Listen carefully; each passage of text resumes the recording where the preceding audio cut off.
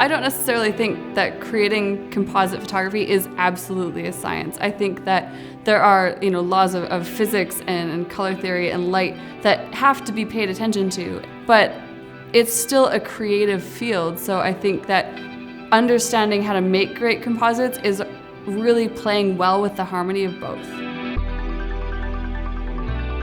So when I'm really looking at a lot of great composite photography, I'm definitely looking at the attention paid to the details. So the details that are going to come out when we're taking in the information from the background, when we're taking in the information in the studio, and then compiling all of that and composing that into the digital art. I think it's extremely important to understand what really great harmony between backplate and the subject is.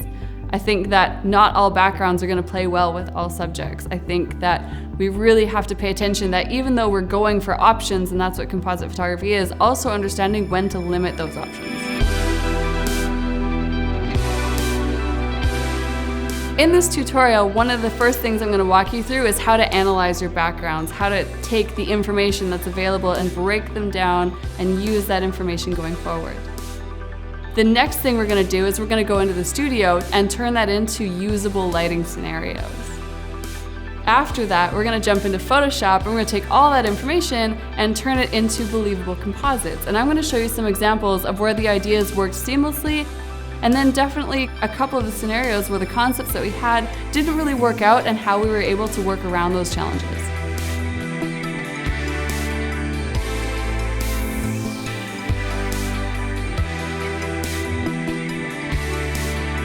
Anybody can achieve a huge amount of looks these days. We have more access to props and supplies, but on the other hand, if you get really good at digital art, you can also learn to make your own.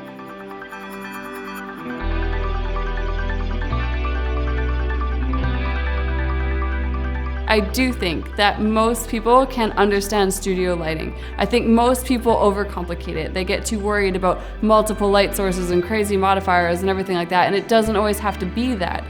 Can it benefit what you're working on? Absolutely, but it can be very simple.